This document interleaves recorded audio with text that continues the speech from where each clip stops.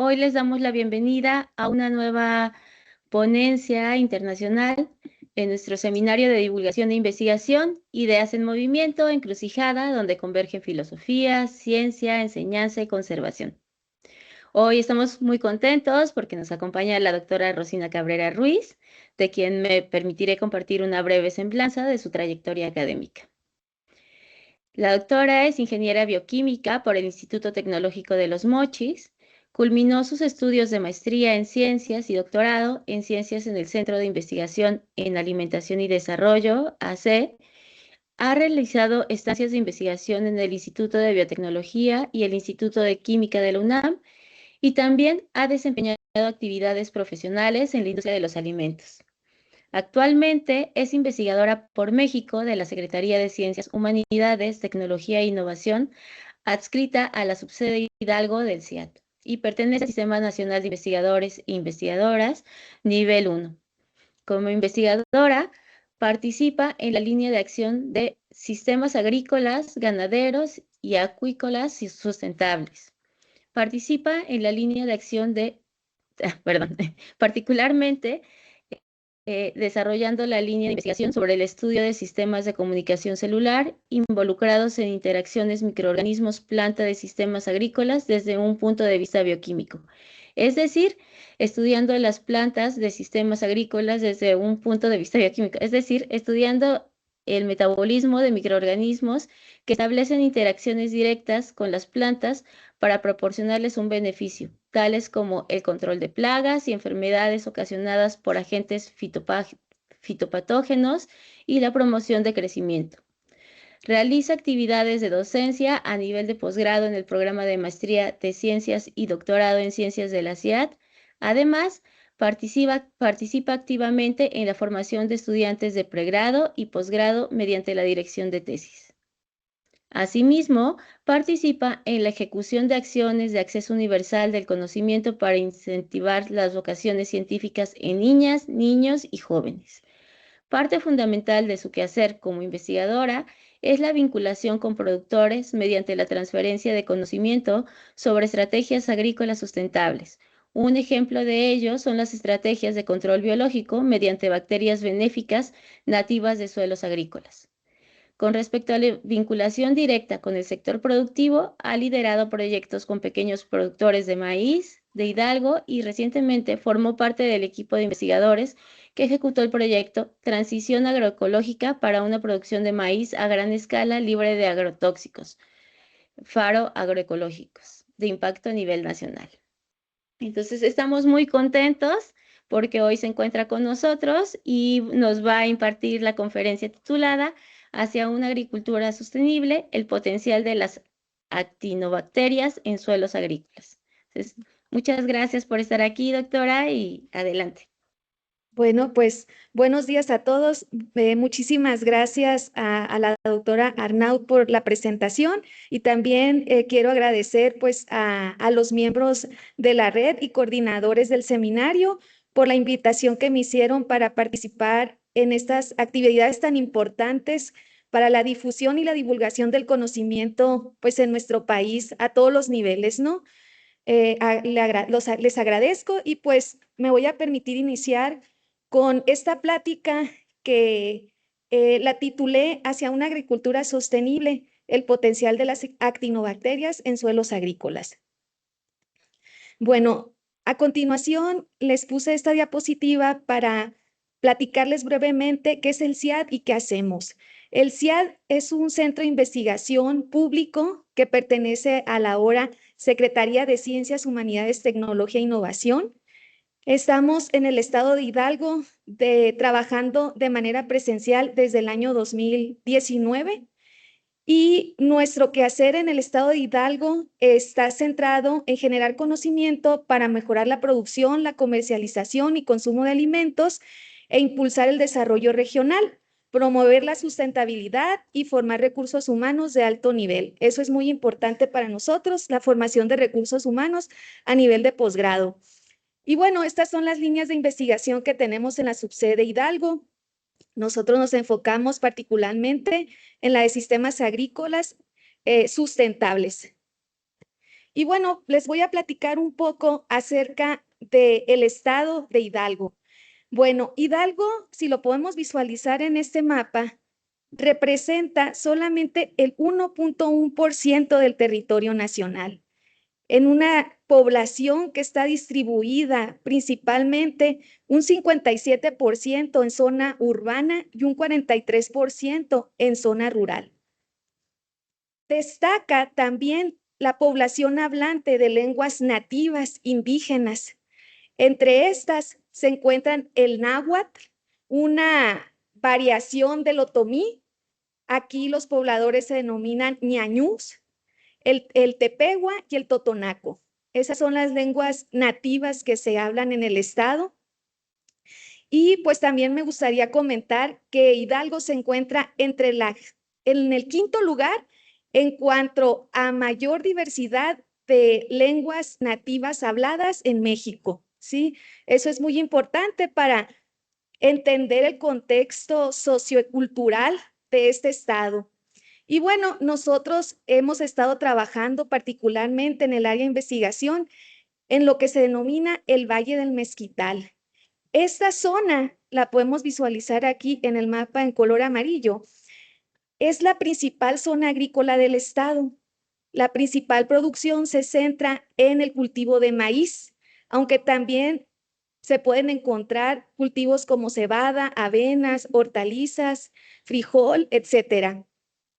Dentro de las características que posee esta región del Valle del Mezquital es que topológicamente se encuentra ubicada y localizada en una muralla de montañas o de sierra que limita el paso de la lluvia. Eso lo que provoca es que esa región, el paso de la lluvia o las precipitaciones son limitadas. Estas características hacen que la producción pues tenga ciertas limitaciones. El auge o la explotación de la agricultura en el Valle del Mezquital se inició gracias a que se reciben las aguas residuales que vienen de la Ciudad de México y se distribuyen por el río Tula a través de distritos de riego que existen. Podemos visualizar en estas fotografías pues cómo a través de los canales se distribuye el agua para el cultivo agrícola. Esto en la zona de riego. Sin embargo, también hay una zona muy importante en donde se cultiva el cultivo de maíz bajo el esquema de temporal. Y en este sistema de temporal, pues destaca la presencia de un sistema de milpa simplificada, en el cual podemos encontrar el maíz, maíces nativos asociados a otras especies vegetales. Esto va a depender mucho de cada comunidad y del arte culinario que exista, ¿sí? Dependiendo de eso, son las variedades vegetales que los productores incorporan a la milpa, ¿sí? Y bueno, podemos encontrar entonces estos dos panoramas dentro de la zona productiva del estado, la zona de riego y la zona de temporal. En cuanto a los sistemas productivos y los problemas que hemos identificado en esta región, pues podemos rescatar estos que tenemos aquí en esta diapositiva. Tenemos la baja precipitación pluvial, sí, que eso es un gran problema porque limita pues la producción agrícola. Hay una baja fertilidad de los suelos. Esta zona es una zona semidesértica, es una zona árida. Los suelos se caracterizan por tener pHs alcalinos o son calcáreos. Además, se encuentra un bajo contenido de materia orgánica. Hemos encontrado también que otros de los problemas que limitan la producción en la región es la incidencia de plagas y la incidencia de enfermedades y sobre todo la falta de asesoría técnica para los productores. Es decir, los productores cuentan con una falta de información sobre prácticas agrícolas que pueden volver más sustentables sus sistemas de cultivo. Todo esto, pues nosotros lo hemos estado visualizando de manera presencial en las comunidades de aquí de la región del Valle del Mezquital. Uno de los grandes problemas que hemos identificado es la presencia de agentes fitopatógenos y una de las enfermedades más importantes que pueden arrasar, nosotros hemos encontrado que afectan hasta un 60-70% del cultivo de maíz, es la pudrición de la mazorca, que inicia desde la pudrición de la raíz y la pudrición del tallo. En este diagrama voy a tratar de explicar cómo es que se lleva a cabo esta enfermedad en el cultivo. Existen tres formas en las cuales los agentes que causan este daño pueden ingresar a la planta. La pudrición de la mazorca es provocada principalmente por hongos fitopatógenos. Entre ellos destacan las especies del género de Fusarium. De manera natural, Fusarium y otros hongos asociados a la enfermedad pues se encuentran distribuidos en el suelo. Cuando se inicia la etapa de desarrollo en la plántula, el hongo puede ingresar a través de las raíces de las plantas, a través de hendiduras o cortes que se generan, ya sea por insectos que están presentes en el suelo o nemátodos, o bien por daño mecánico. El mismo productor, al hacer sus prácticas agrícolas, puede ocasionar daño en las raíces. A partir de esas heridas, los hongos pueden ingresar a la planta y colonizar a través del sistema vascular. Otra manera de infección es a través de las esporas que vuelan a través del aire. ¿Sí? Estas pueden ingresar al maíz cuando es dañado por algunos insectos como el gusano cogollero. ¿Sí? El gusano cogollero pues trata de alimentarse del maíz, genera hendiduras y si hay esporas en el ambiente, estas pueden ingresar a la mazorca y pueden contaminar. Otra manera es cuando el productor utiliza semillas que tienen el problema de fallas de cobertura. Es decir, la punta del maíz no está completamente cerrada y a través de este medio pueden ingresar también las esporas de los hongos y colonizar el maíz. Aquí es muy importante mencionar que esa pudrición puede empezar desde la raíz de la planta, ¿sí? ¿Cómo sucede? Primeramente hay un reconocimiento, ¿sí?, de la planta hacia el fitopatógeno. La planta lo que hace entonces es liberar azúcares y aminoácidos y estos son detectados por los hongos, ¿sí? Al haber nutrientes, las esporas pueden germinar. Entonces el hongo ingresa por el sistema vascular, como les decía, a través de heridas. Puede colonizar todo el xilema de la planta. Recordemos que el xilema es la parte de la planta encargada de transportar el agua y los nutrientes desde la raíz hasta las hojas. Entonces, lo que ocasiona esto, el micelio, ocasiona una obstrucción física de los conductos, ¿sí? Y eso hace que se detenga el flujo de agua a través del xilema. Posteriormente, empiezan a producir enzimas hidrolíticas como pectinasas y celulasas.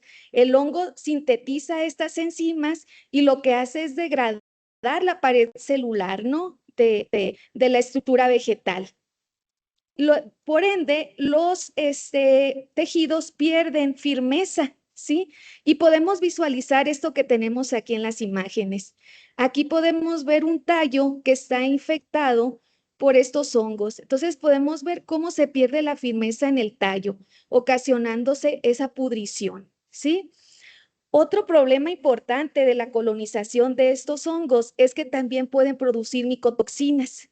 Y estas micotoxinas, algunas de ellas, además de alterar la permeabilidad de las membranas para alimentarse el hongo con todos esos nutrientes, provocando pues la muerte del tejido, la necrosis del tejido, pues también cabe destacar que dentro de estas micotoxinas se encuentran algunas como las fumonicinas, que al estar presentes pues pueden ocasionar o se han asociado con incidencia de algunas enfermedades como cáncer en personas.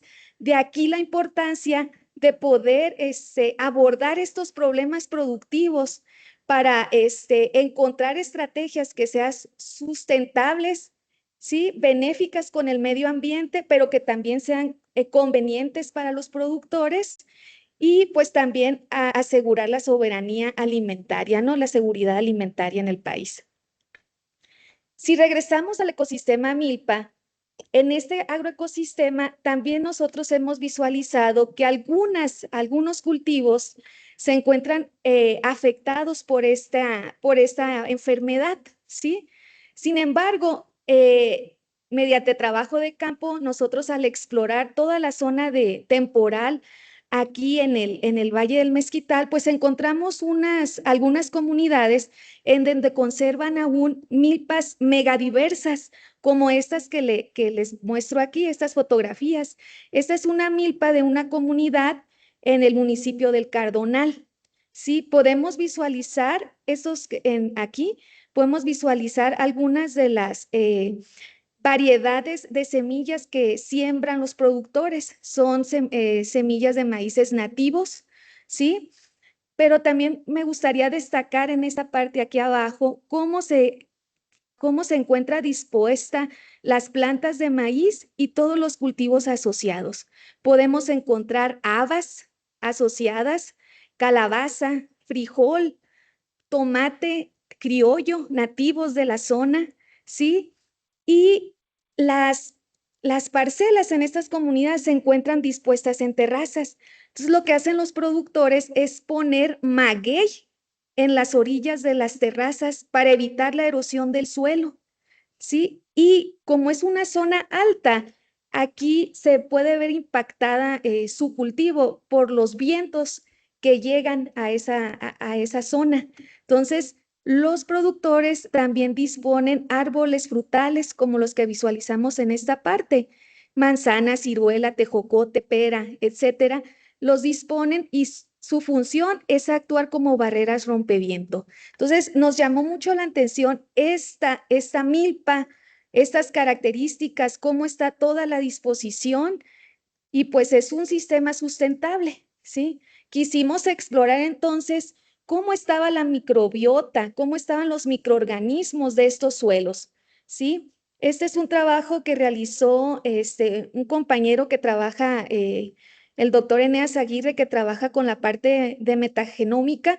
Y bueno, se las puse aquí para que visualicemos en un análisis de esta milpa de los suelos, pues cómo está la diversidad microbiana, ¿no? Podemos encontrar que proteobacterias, acidobacterias, acinobacterias, actinobacterias son los filos más abundantes, ¿sí? De aquí nosotros nos llamó la atención las actinobacterias. ¿Por qué? Porque este grupo bacteriano, pues se ha reportado que lleva a cabo diversas funciones que ayudan en el suelo, que ayudan a mantener la salud de estos suelos, ¿sí? Y también, pues nosotros hipotetizamos que pudieran tener una interacción importante en estas milpas con las plantas, ¿no? Que la componen. Dentro de las interacciones microbianas que rigen la ecología en estos suelos, particularmente enfocándonos a las actinobacterias, en este diagrama podemos ver que estos microorganismos, al encontrarse en este nicho, en el suelo, en interacción con las plantas, pues pueden llevar a cabo mecanismos directos y mecanismos indirectos, ¿sí? Con estas. Dentro de los mecanismos directos podemos mencionar la fijación de nitrógeno, la producción de fitohormonas, ¿sí? Como ácido salicílico, etcétera. La movilización y solubilización de nutrientes también participan, por ejemplo, estos microorganismos apoyando o interaccionando con la planta para establecer una interacción benéfica. En cuanto a los mecanismos indirectos, pues tenemos la producción de enzimas hidrolíticas, ¿sí? Como celulasas, quitinasas. Estas enzimas, al ser secretadas en el espacio extracelular, en la matriz del suelo, pues pueden establecer interacciones indirectas, por ejemplo, al actuar contra agentes fitopatógenos que pudieran estar atacando a la planta, ¿no? También son los principales productores de antibióticos y de metabolitos secundarios, son los, dentro de las bacterias, son el principal grupo bacteriano que sintetiza este tipo de metabolitos. Y bueno, también hay resistencia sistémica inducida, ¿no? Y la producción de sideróforos.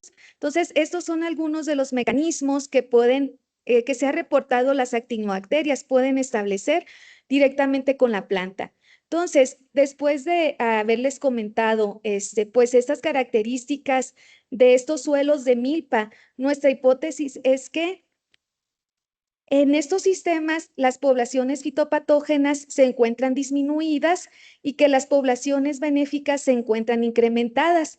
Esto genera un balance que permite mantener la salud que nosotros visualizamos en esas milpas, porque cabe mencionar que estos sistemas, la incidencia de plagas es muy poca o bien en algunas ocasiones está ausente. Bueno, entonces, a partir de esto, tomando este gran grupo de bacterias que son las actinobacterias, nosotros procedimos a analizar su metabolismo para entender el rol que desempeñan en el suelo y proyectar además su uso biotecnológico. Les voy a platicar la historia de una cepa en particular que nosotros la denominamos Amycolatopsis BX17. ¿Qué metodologías empleamos para hacer estas investigaciones? Utilizamos genómica, que por definición, pues es el estudio completo del ADN de un organismo. Aquí es importante mencionar que el genoma es estático y lo que nos dice el genoma nos da información sobre todo el potencial que pudiera tener cualquier organismo vivo, ¿no? Cualquier ser vivo. La proteómica, que es el estudio a gran escala de las proteínas. Recordemos que las proteínas, pues son esas macromoléculas que llevan a cabo las funciones biológicas en las células. Y aquí es importante mencionar que cuando nosotros hacemos análisis proteómico, nosotros es como si tomáramos una fotografía de un sistema bajo ciertas condiciones y veamos qué proteínas están presentes, ¿sí? Y estén, por lo tanto, activas en ese momento que nosotros queremos estudiar. Y la metabolómica, que ya es el estudio de los metabolitos, esas moléculas que son resultantes de los procesos celulares. Si bien el genoma nos dice qué puede pasar, el proteoma nos dice qué está haciendo la célula, ¿sí? El metaboloma nos está diciendo lo que realmente está sucediendo, ¿sí? Y es el reflejo más cercano al fenotipo de un organismo. Primeramente, iniciamos estudiando la diversidad de actinobacterias aisladas de suelos rizosféricos de maíces nativos, como la milpa que les comenté. Esta es una tesis de licenciatura que realizó Héctor García. Procedimos a hacer el aislamiento de estas actinobacterias utilizando medios de cultivo específicos, diferentes, específicos para el aislamiento de este grupo de bacterias. Y pues nosotros pudimos encontrar, por ejemplo, pues en cuanto a su morfología macroscópica, pues el crecimiento típico, ¿no? De estas bacterias, que son colonias secas adheridas al agar, como lo podemos visualizar aquí, y de manera microscópica, pues podemos ver esos filamentos, la producción de esporas, ¿no? Nos llamó mucho la atención esta actinobacteria, Amycolatopsis BX17. ¿Por qué? Porque el género Amycolatopsis ha sido poco estudiado desde el punto de vista de su potencial metabólico, ¿sí? De Streptomyces existe mucho conocimiento sobre pues, la producción de antibióticos. Es el principal microorganismo productor de antibióticos de los que se utilizan actualmente, como pues la streptomicina, la vancomicina, etcétera. Entonces, nosotros nos dimos a la tarea de entender a Mycolatopsis y saber qué pudiera estar realizando en el suelo, qué funciones. Primeramente, pues una parte importante que nosotros queríamos indagar es el potencial antagónico, ¿no? De esta bacteria. En esta imagen podemos visualizar, esas son unas cajas Petri. En esta de aquí es una caja Petri en donde se contienen los metabolitos que secreta esta actinobacteria. Pusimos a crecer el hongo utilizando como contraste la condición en donde no se presentan los metabolitos y pudimos evidenciar esta actividad antifúngica. Aquí me quiero permitir que este hongo es una especie de Fusarium, es Fusarium graminearum. También este hongo lo aislamos directamente de campos agrícolas de aquí de Hidalgo. Entonces, desde ahí, pues nuestro primer indicio fue que esta actinobacteria, pues produce esas moléculas extracelulares, ¿sí? Que pueden antagonizar in vitro a este hongo fitopatógeno. Hicimos la identificación tanto morfológicamente, macro y microscópicamente, como la identificación molecular mediante la secuenciación del gen 16S RNA ribosomal. Este es un árbol filogenético que construimos con algunos genes 16S que están reportados en el NCBI, ¿sí? De bacterias pertenecientes al género Amycolatopsis. Nuestra bacteria ubicó en esta parte del árbol filogenético, ¿sí? Encontramos dos clústeres o dos grupos en este análisis y pues nuestra bacteria encontramos pues que está agrupado en la rama o en el clúster de actinobacterias o del género Amycolatopsis que tienen actividad antibacteriana, ¿no?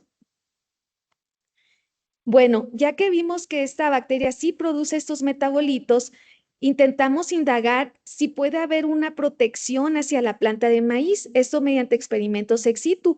Estos son los resultados que obtuvimos. En esta imagen podemos visualizar plantas de maíz en donde inoculamos o aplicamos diferentes tratamientos. En este panel tenemos plantas sin inóculo, es decir, solo la planta creciendo en el sustrato.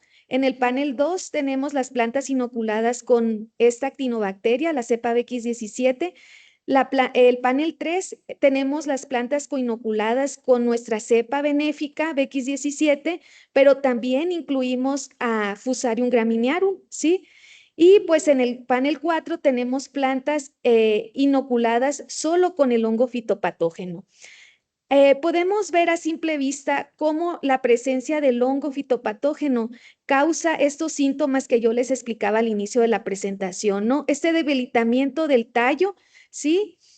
Y cómo cuando está presente la actinobacteria, ¿sí?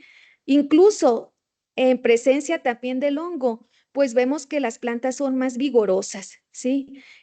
Nos daba el primer indicio, pues, de que pudiera haber una protección de esta actinobacteria hacia la infección de la planta por el fitopatógeno.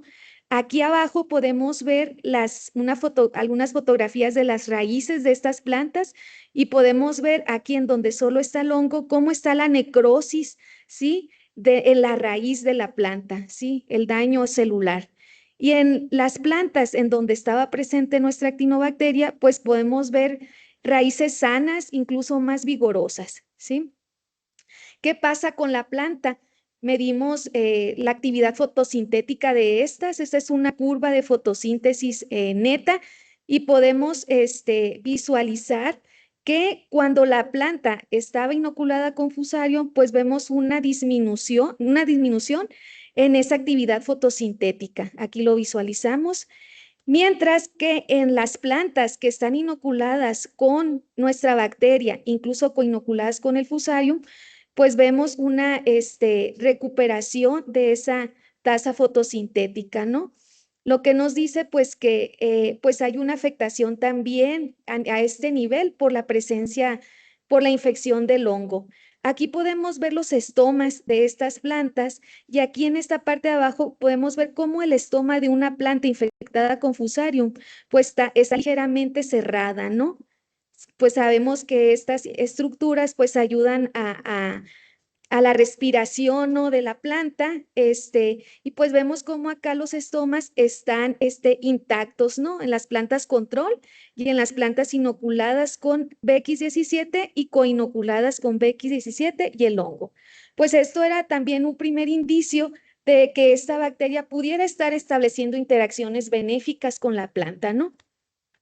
Posteriormente, nos dimos a la tarea de entender si la producción de estos metabolitos con actividad antifúngica pudieran estar moduladas su síntesis por la composición del medio de cultivo en donde se crece la bacteria. Esta fue la tesis de maestría en ciencias de Michelle Palafox Félix. Aquí les presento algunos de los resultados. En esta imagen podemos visualizar, utilizamos un medio de composición definida, que estaba, la base era extracto de levadura y peptona, y pusimos diferentes concentraciones de glucosa, desde 0 hasta 20 gramos por litro.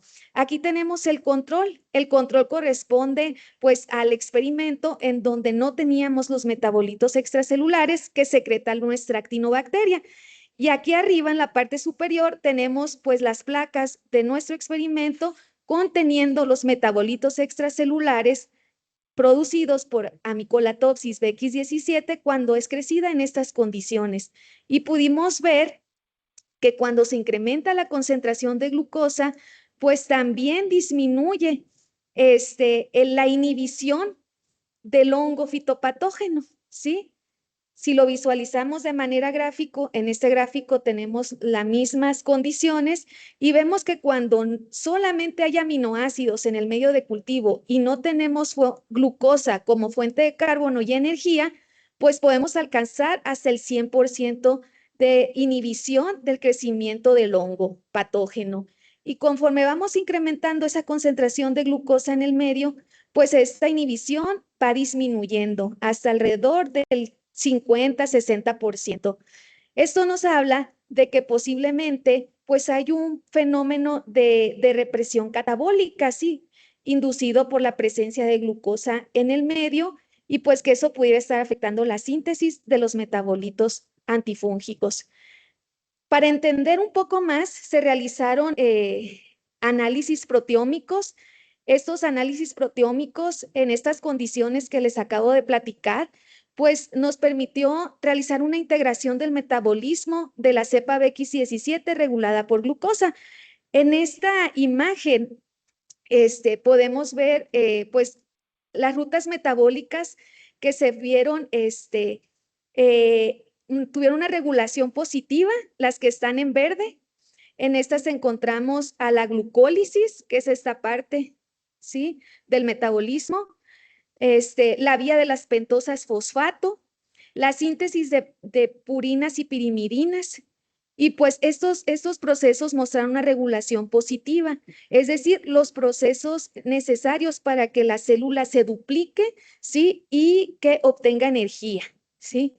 Mientras que las rutas metabólicas que se vieron afectadas negativamente, pues encontramos al ciclo de Krebs que tenemos acá, las podemos visualizar en color rojo. Tenemos al ciclo de Krebs, ¿sí? Tenemos la fosforilación oxidativa y también la síntesis de algunos aminoácidos.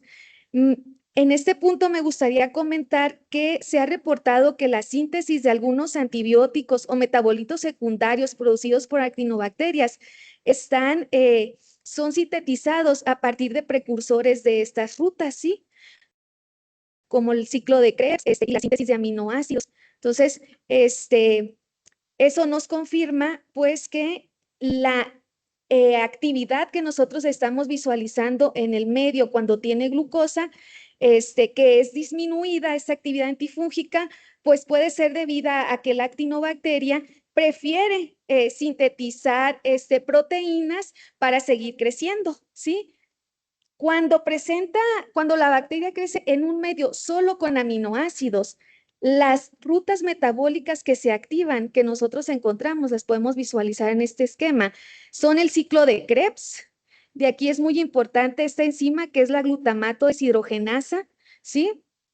El metabolismo del piruvato, por acá, y el metabolismo del glutamato y del chiquimato, ¿sí? Aquí tenemos la ruta del chiquimato y aquí tenemos la del glutamato. Entonces, eso nos confirma lo que hemos estado visualizando en esos experimentos de inhibición, y esta investigación nos permitió a nosotros generar como hipótesis que efectivamente La producción de estos metabolitos con actividad antifúngica está modulada por la composición del medio de cultivo, por la fuente de carbono y nitrógeno disponible que tiene disponible la bacteria para crecer. Posteriormente, en la tesis de Héctor García, que fue una tesis de maestría, pues nos dimos a la tarea de tratar de identificar qué moléculas pudiera estar produciendo esta actinobacteria. En esta ocasión utilizamos un medio de cultivo en donde sabíamos que la bacteria producía inhibía el 100% del hongo. Aquí podemos ver una cinética de crecimiento de la bacteria en medio PDA, agar papa dextrosa, y podemos ver acá el gráfico en donde podemos ver la inhibición del crecimiento micelial durante la cinética. Y podemos ver que a partir de las 72 horas de crecimiento, pues ya se logra un 100% de inhibición. Y esto lo podemos visualizar en estas imágenes. A las 72 horas, aquí en este medio en donde se contenían los metabolitos extracelulares, pues ya está completamente inhibido el crecimiento del hongo. Hicimos proteómica, aquí hicimos un estudio de shotgun, ¿sí? Por proteómica, y nada más vimos qué proteínas estaban presentes cuando la actinobacteria presentaba el 100% de inhibición del hongo. Y encontramos, en este gráfico lo podemos visualizar más fácilmente, pues que encontramos proteínas relacionadas con la síntesis de terpenoides, ¿sí? De policétidos, ¿sí? De algunos antibióticos, ¿sí? Como la vancomicina, la estreptomicina también, y algunos monobactámicos también. Entonces, esto fue importante porque ya pudimos ver qué posibles metabolitos pudiera estar sintetizando esta bacteria. Encontramos un total de 60 moléculas que fueron identificadas en el exometaboloma, es decir, en los metabolitos que secreta la actinobacteria en esta condición, y confirmamos la posible producción de un metabolito que se llama equinosporina, ¿sí? Este es el experimento a partir del cual nosotros extrajimos los metabolitos, utilizamos como solvente para la extracción metanol. Y pues aquí podemos ver que al extraer esos metabolitos con metanol, podemos alcanzar el 100% de inhibición. Eso nos indicaba que este era un buen solvente para la extracción de los metabolitos de nuestro interés. Y este es un espectro de masas con la posible identificación de la equinosporina, ¿sí? La relación masa-carga encontrada para esta molécula es de 224.05, mientras que la relación masa teórica de esta molécula es de 224.05, ¿sí? Entonces, con este tiempo de retención, pues esto nos permitió proponer que efectivamente la actinobacteria puede producir equinosporina. ¿Y cómo pudiera estar sintetizando este metabolito? Pues nosotros encontramos que puede ser a través de la vía del chiquimato, ¿sí? En los análisis proteómicos, cuando hay una mayor inhibición del hongo, siempre vemos la ruta del chiquimato activa, ¿no? Un estudio anterior, de Duveler, ellos fueron los primeros que propusieron que la equinosporina puede ser sintetizada a través de la ruta del chiquimato. De hecho, es el único estudio que existe, ¿no? Hay otro en donde se han identificado una variedad de isómeros de quinosporina. Entonces, nosotros encontramos esa ruta metabólica activa. Esta es la ruta, la podemos visualizar, la ruta del chiquimato. Y aquí hay una enzima muy importante que es la corismato sintasa. Esta enzima es la que redirige el flujo de carbono hacia la ruta de corismato, ¿sí? El corismato es el precursor, es la molécula precursora de la quinosporina. Y aquí tenemos al antranilato sintasa. Ambas enzimas estuvieron presentes en el proteoma, ¿sí? Entonces nosotros proponemos que el flujo de carbono se está yendo hacia la ruta del corismato por la ruta del chiquimato, y a partir de esta se están sintetizando los precursores químicos para la síntesis de quinosporina que nosotros pudimos identificar mediante metabolómica. Recientemente, en la tesis de doctorado en ciencias de Michelle Palafox, pues nos vimos a la tarea de secuenciar el genoma de esta actinobacteria, de Mycolatopsis BX17. Se hizo la secuenciación del genoma y también genómica comparativa para entender todo ese potencial biotecnológico que puede tener nuestra actinobacteria. De manera general, les puedo comentar, se caracterizó su genoma. Su genoma es de 9.89 megapares de bases. El 76% de los genes pudieron ser anotados, ¿sí? Es decir, pues se les asignó a esos genes una función, ¿no? A las proteínas que codifican para esos genes una función biológica, el 76%.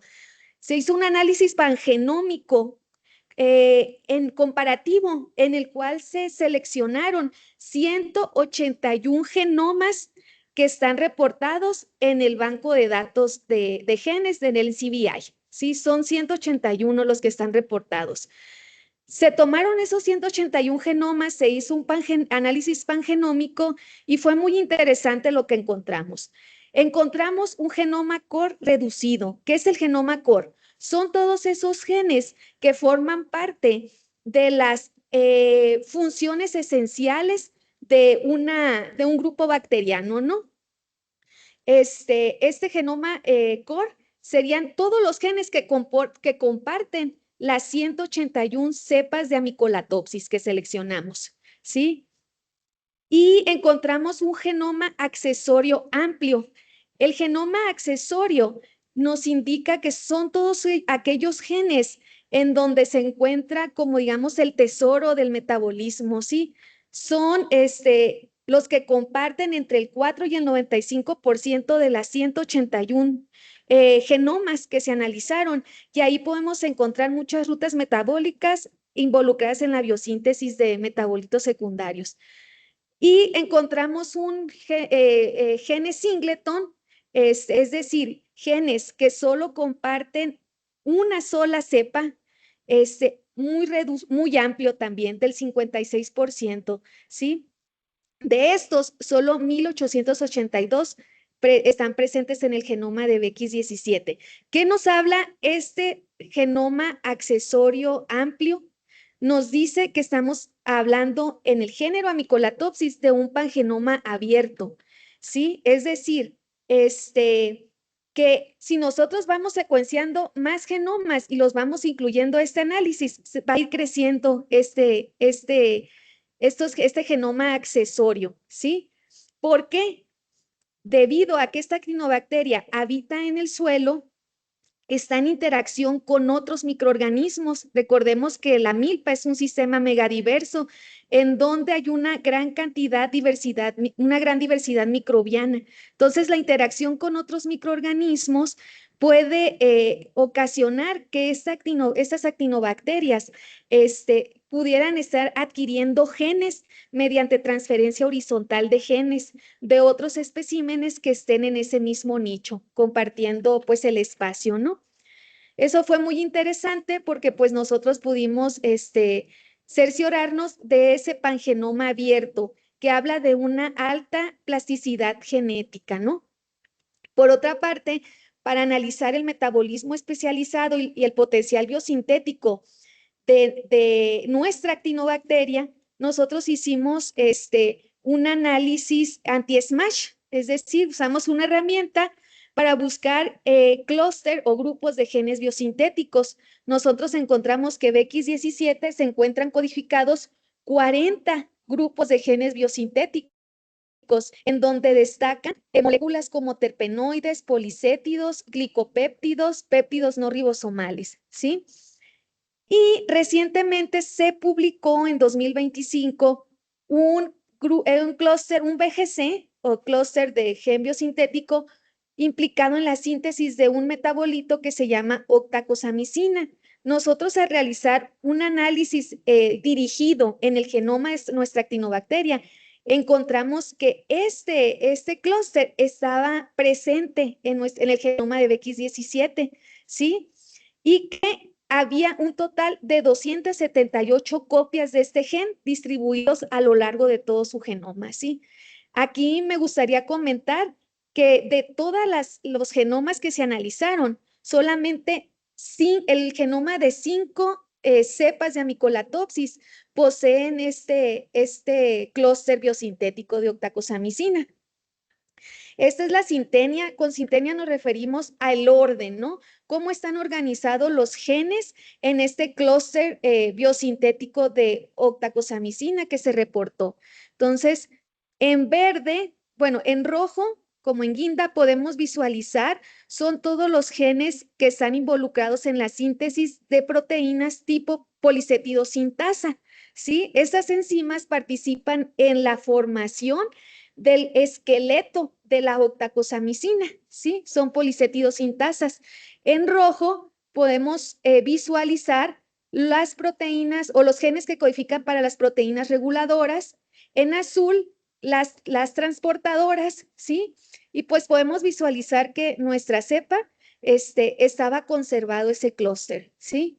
Y pues solamente estas que tenemos aquí son 5 cepas del género Amycolatopsis que han sido reportadas. Pues ahí solamente en estos genomas identificamos nosotros este grupo de gen biosintético. Mediante metabolómica hicimos un análisis dirigido para buscar si nuestra actinobacteria, además de poseer la maquinaria para la síntesis de octacosamicina, podía sintetizarla. Nosotros encontramos en el exometaboloma pues que sí sí encontramos a la molécula. Aquí yo les puse un ejemplo de un espectro de masa de la octacosamicina A que se detectó en el exometaboloma de BX17 en modo positivo y en modo negativo. Aquí podemos ver de manera resumida en una tabla los compuestos que se identificaron, ¿sí? Con base a su fórmula química, la relación masa-carga teórica, la masa-carga que se encontró. Un ejemplo, octacosamicina A en modo positivo. Esta es la fórmula química. La relación masa-carga teórica es de 625.3813 y la que nosotros detectamos, la que visualizamos aquí en el cromatograma cuando ionizamos este pico es de 625.3835.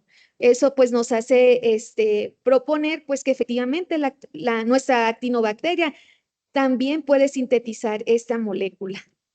Y bueno, ya en este diagrama tratamos de resumir todo lo que les he presentado anteriormente mediante un enfoque multiómico en el cual se utilizaron herramientas genómicas, proteómica y metabolómica, pues nos ha permitido entender cómo esta actinobacteria pudiera estar participando en la síntesis de metabolitos antifúngicos y otros que pudieran ser importantes para la interacción en el suelo, ¿no? Del nicho donde ella habita de manera natural, como son los suelos de la milpa, ¿sí? Tenemos la caracterización del genoma, ¿sí? Tenemos toda la parte de minería genómica, en donde vemos el potencial que tiene esta actinobacteria para con 40 clústeres de genes biosintéticos, ¿sí? Eso mediante metabolómica se confirmó la producción de octacosamicina. Por otra parte, la proteómica nos permitió generar conocimiento sobre y proponer que la ruta del chiquimato está involucrada en la síntesis de equinosporina, que también mediante metabolómica que pues se conformó su producción, ¿no? Por parte de la actinobacteria. Y bueno, la generación de conocimiento permite establecer las bases para desarrollar estrategias sustentables basadas en el uso de la microbiodiversidad del suelo para resolver problemas productivos como el manejo de plagas y enfermedades y así producir alimentos inocuos y nutritivos que satisfagan las necesidades de las personas, seguridad alimentaria. Esta actinobacteria para nosotros es muy importante, ya estamos haciendo evaluaciones en campo para ver su efectividad biológica directamente en el cultivo de maíz. Y bueno, también me gustaría comentarles que no nos quedamos solamente en lo que se genera en el laboratorio. Parte muy importante es la transferencia de ese conocimiento a las comunidades, a los productores, esto mediante el diálogo de saberes, ¿sí? Aquí les muestro algunas fotografías de talleres que hemos realizado directamente con los productores, ¿sí? Mediante la metodología de escuelas de campo agrícolas, ¿sí? En donde, pues, a los productores, mediante talleres directamente en sus parcelas, se les comparte herramientas y técnicas que puedan utilizar para mejorar sus cultivos, como es el uso de microorganismos. Y aquí nada más quiero poner un video para que ustedes visualicen esto que les comento.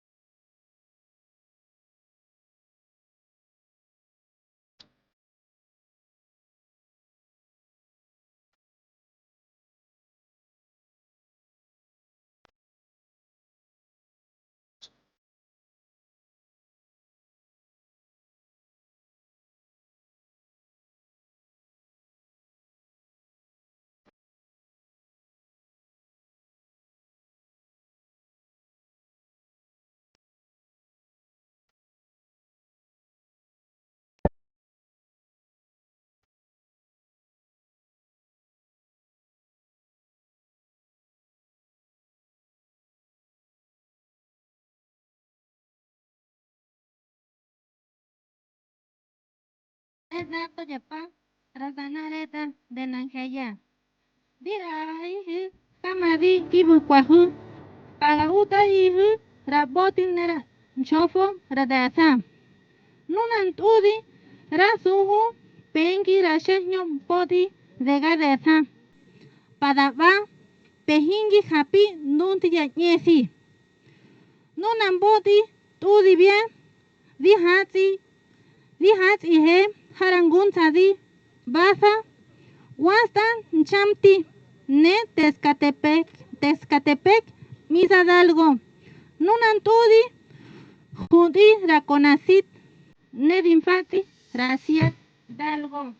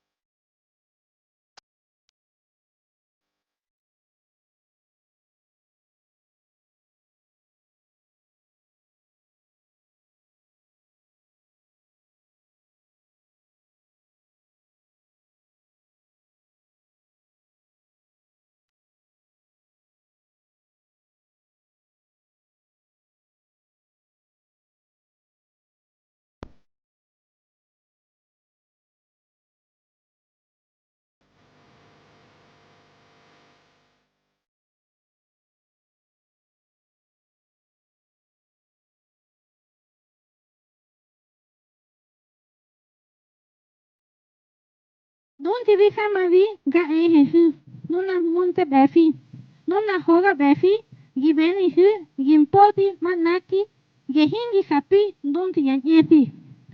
Hamadi, Yagapos, Stepefi Hu, No Yamfeni, Neran Tofo, Hayahem.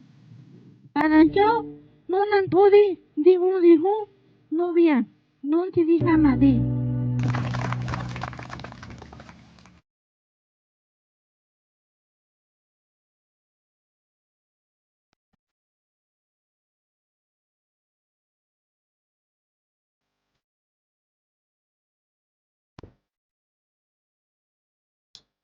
Vamos a ver los suelos calcáreos de esta región con pHs alcalinos. Aquí los podemos ver. En la topología, donde están expuestas las parcelas donde se cultiva el maíz.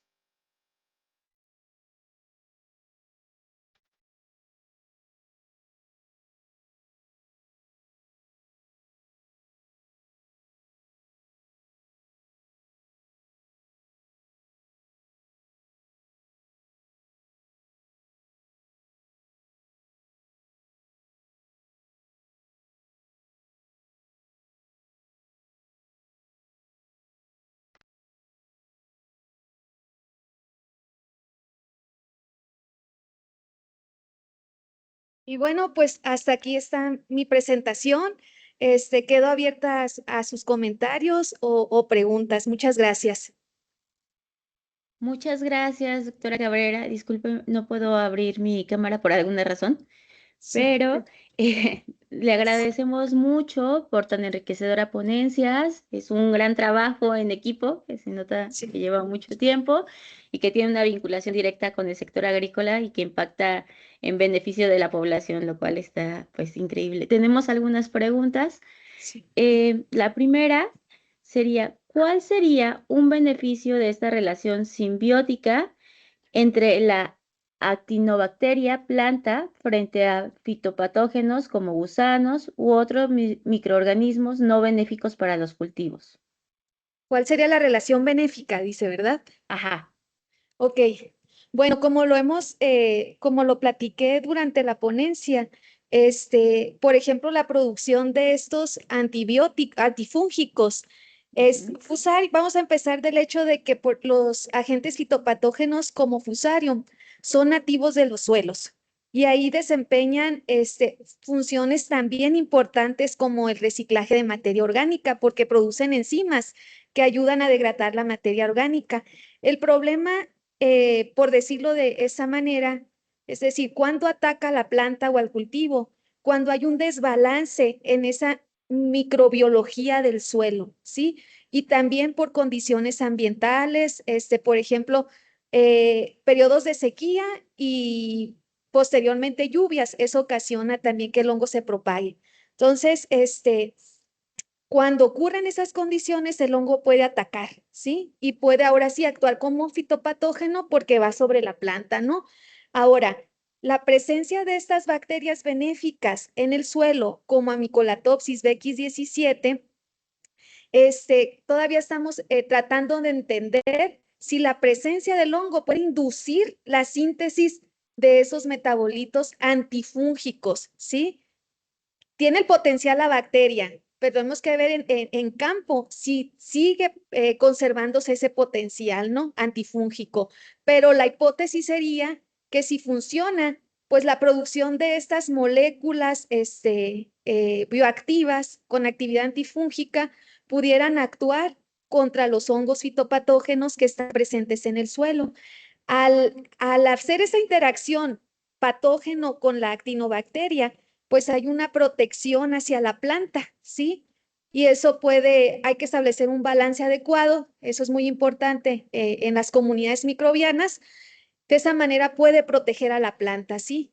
Por otra parte, esa es una relación benéfica. Otra relación benéfica, nosotros en el exometaboloma de nuestra actinobacteria vimos que puede sintetizar ácido indolacético, es una fitohormona. Entonces, a través de ese ácido indolacético puede establecer una interacción directa con la planta para ayudar a la promoción de crecimiento. Nosotros, Éxito, hemos visto que la presencia de la actinobacteria sí estimula el desarrollo de las raíces de la planta, porque hemos visto raíces más, pues mayor biomasa de la rizósfera, ¿no?